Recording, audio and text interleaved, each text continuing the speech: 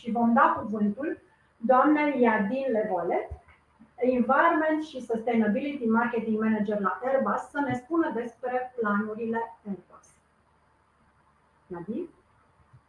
Good morning, everyone. Good morning. Thank you for this invitation. I'm really glad to be there today to speak about sustainability and decarbonization for aviation. So I say my name is Yadin Laviolette. I'm working in environment and sustainability marketing within Airbus. I'm sorry, due to the Airbus system restriction, I was not able to connect with my desktop. I had to use my phone, so I cannot share the slide I've prepared for you, but I can talk on this important topic, no worry. So you may have seen that the world is changing and towards sustainability, and also within Airbus. At Airbus, we want to be seen to be known not only for the exceptional products and services, but also for the positive impact we have on the world. This starts by rethinking the way we do business to ensure we can step up and be a driving force for change. We were already committed to that before COVID-19, but the pandemic has reinforced our focus on sustainability and transformation.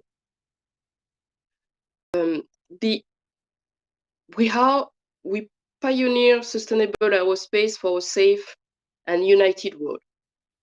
Today, sustainability is at the heart of our purpose. Our sustainability commitment are based on four, I would say, the commitment. Just first one being to lead the journey toward clean aerospace, to respect human rights and foster inclusion, to build our business on the foundation of safety and quality, and exemplify business integrity. The commitment to lead the journey toward clean aerospace is not only about leading the decarbonization of the aerospace sector, but also to develop a more circular economy and also to reduce our industrial environmental footprint. These four commitments are also contribute to the UN Sustainable Development Goals, which are the global call to action to ensure a more sustainable future for people and the planet by 2030. So now let's focus on the decarbonization part. You may know that aviation today contributes to 2 to 3% to global man-made CO2 emission.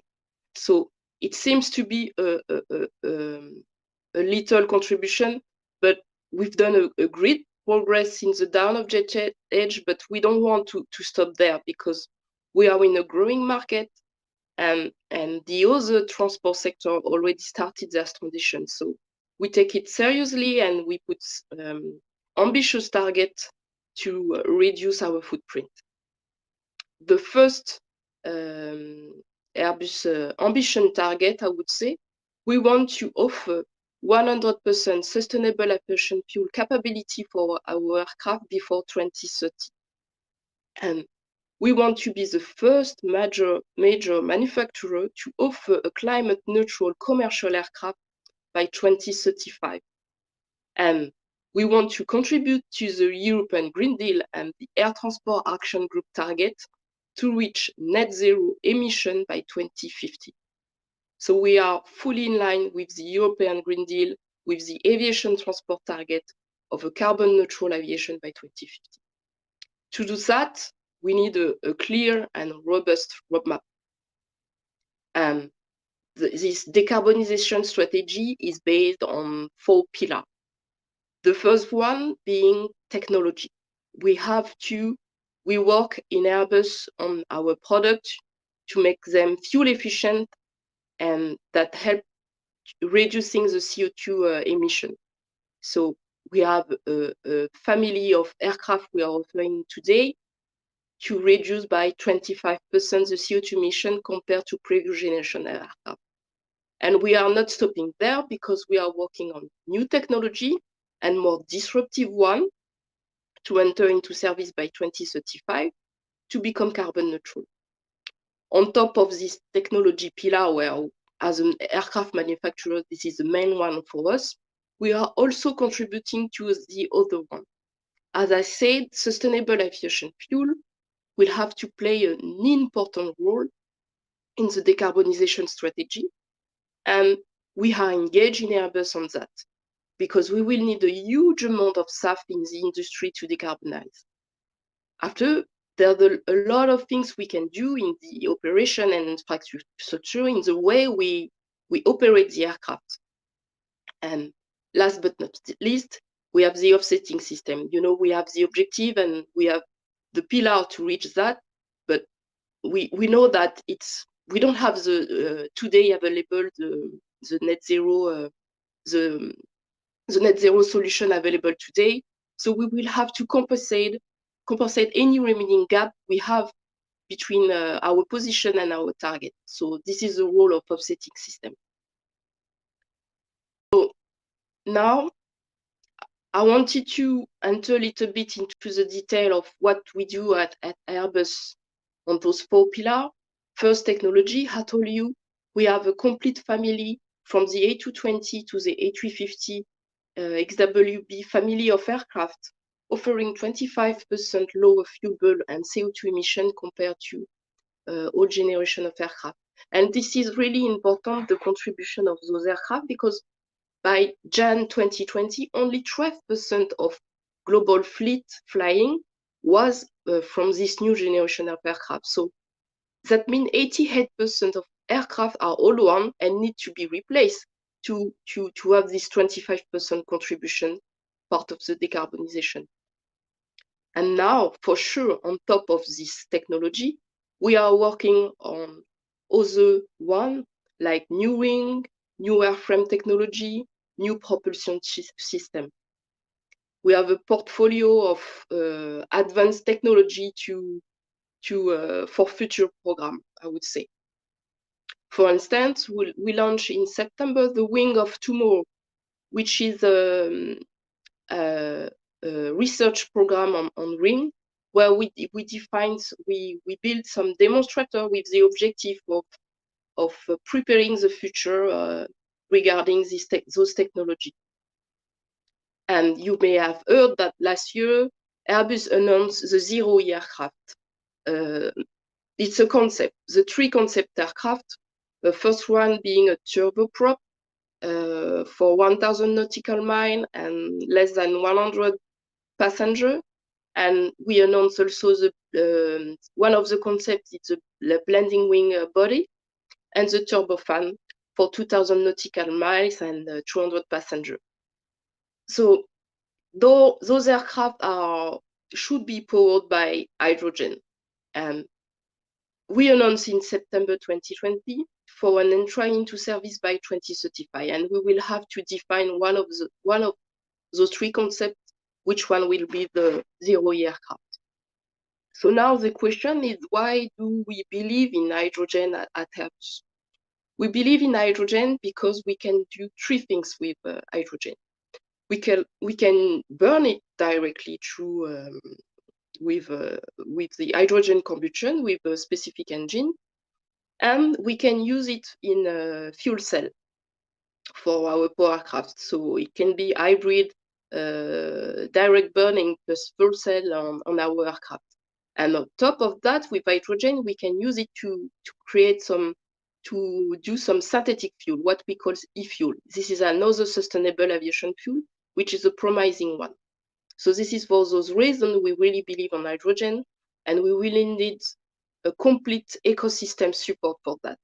And we have the vision to create the airport become the hydrogen hub, not only for aviation, but for any other industry that will need hydrogen in the near future.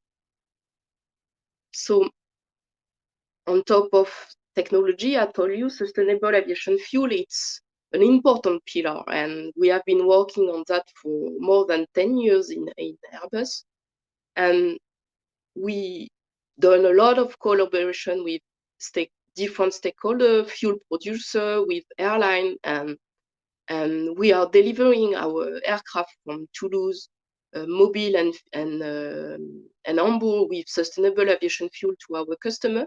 And we were not stopping there because we launched two projects this year to study the capacity to fly with 100% SAF on our product. The first study is on an A350. The name is A-Cliff, where we put a SAF. This is a SAF without any aromatics, to be clear, and this is for that reason we have to test it on our engine and engine system. And we've done the first flight also last week on an A319 Neo with the same objective to test this 100% SAF on our engine. And the objective of those two studies is to have all our Airbus aircraft capable to fly with 100% SAF between 2025 and 2030. So we want to be ready for the big scale up, I would say, of sustainable aviation fuel. And our aircraft will be there to do that. So now the next important pillar I would like to develop is operation and air traffic management. You know, we can do a lot on that. And at Airbus, we have a lot of services to support our airline to reduce to increase their fuel efficiency. We can propose some upgrade to reduce emission. We have the NavBlue company who support airline to monitor their fuel efficiency and propose solution to reduce emission and also reduce noise. On air traffic management, we are part of CESAR, which is the European research, Clean Sky research for traffic management. And on top, you may have heard yesterday, we've done a fellow fly demonstration flight with two A350 on a transatlantic flight. And the fellow flight, it's basically a formation flight inspired by the migrating bird, where you have two aircraft and one following one, and one surfing to be simple surfing on the vortex of the first one. And thanks to that, we think we would be able to reduce by 5 to 10% the fuel consumption of the second aircraft. So this is really promising.